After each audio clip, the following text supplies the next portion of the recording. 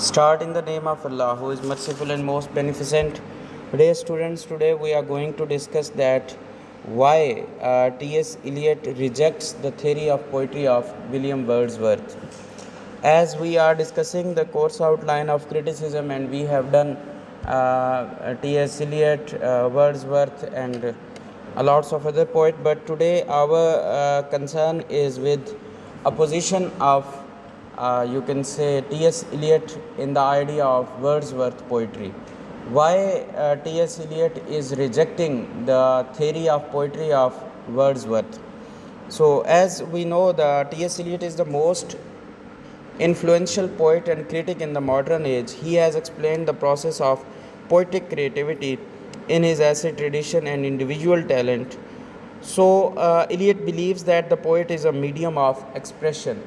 Yes, as earlier we are discussing that how a poet should be creative, and in the theory of Wordsworth we have discussed that how a poet should be imaginative and how he or she should be very keen in the concept of poetry when he or she is going to write something.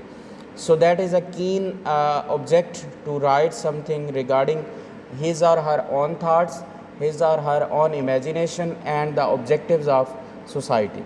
That then the things will be very collaborative in the mind of a writer. But T.S. Eliot is saying something else. We are going to discuss the poet. What is T.S. Eliot is saying? He is saying the poet must be objective in his poetic creation. He is saying that poet should be all in all. There is nothing regarding subject. All things should be regarding object. If you are going to discuss, so Eliot rejects the theory of poetry of Wordsworth. He declares the emotion recollected in tranquility is an inexact formula. He points out that in the process of poetic he points out that in the process of poetic composition there is neither emotion nor collection nor tranquility. So in the poetic process there is only concentration of a number of experiences. New thing results from his concentration.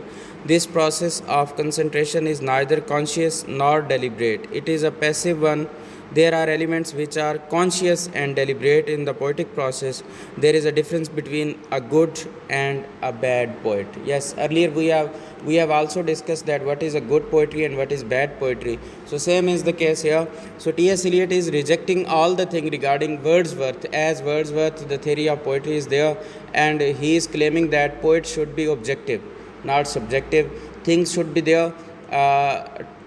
You can say imagination should be there, but the poet should be objective as the things are there, not subjective. Subject is something else and object is something else. Same is the thing is there, that he is claiming that poet should be objective, and there is a difference of good and a bad poet. A bad poet is conscious where he should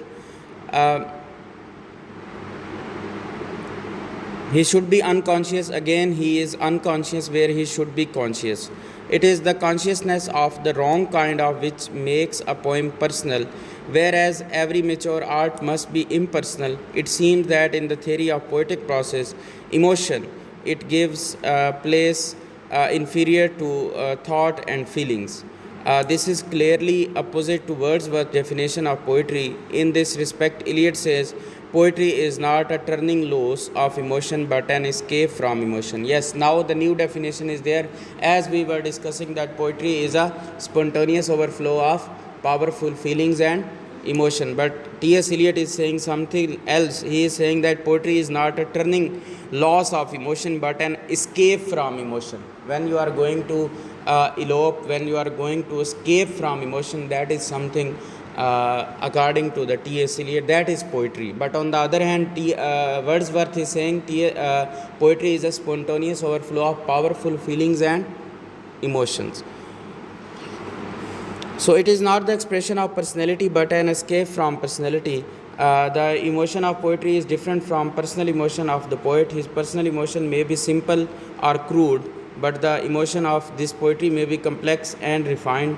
It is the mistaken notion that the poet must express new emotion resulting in much in poetry, it is not the business or the poet to find new emotions. He must express only ordinary emotion, but he must impart to them a new significance, a new meaning. Yes, he is saying emotions should be there, but there should be a something new. If your emotions are there, not only emotions should be there, your emotions, you should be escape from the emotions should be there, but a new thing should be there. As the Wordsworth is saying that totally poetry is a spontaneous overflow of powerful feelings and emotion, but on the other hand he is totally neglecting these things and saying that these feeling and emotion remain there in an unorganized and chaotic form. They stay there till all the particles and present together. Thus poetry is an organization rather than inspiration. So the greatness of a poem does not depend upon the greatness or even the intensity of the emotions. Yes, he is saying that if a poem is a great and if the poet is great, that doesn't mean that something emotions are there. On the other hand, Wordsworth is saying that your emotions will be strong, your poetry will be strong. But he is neglecting, he is saying that if something is good there, if something is great there, it doesn't mean that emotions are there. Emotions are not great regarding the T.S. Eliot.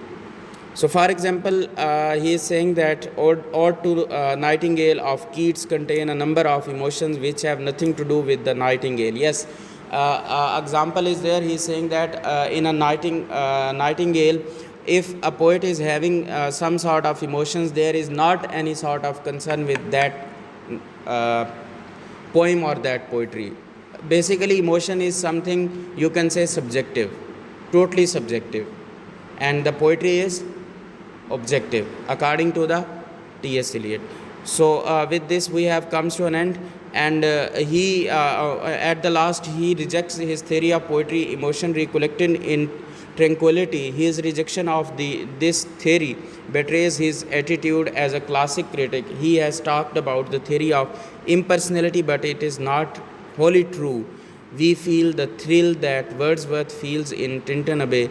Even man of inner sight may also enjoy it. Yes, your soul can enjoy the poetry if you are enjoying the poetry, and the rest of the things, if your emotions are not there, it doesn't mean that poetry is strong or not. So according to the T.S. Eliot, you can discuss the poetry but without emotion.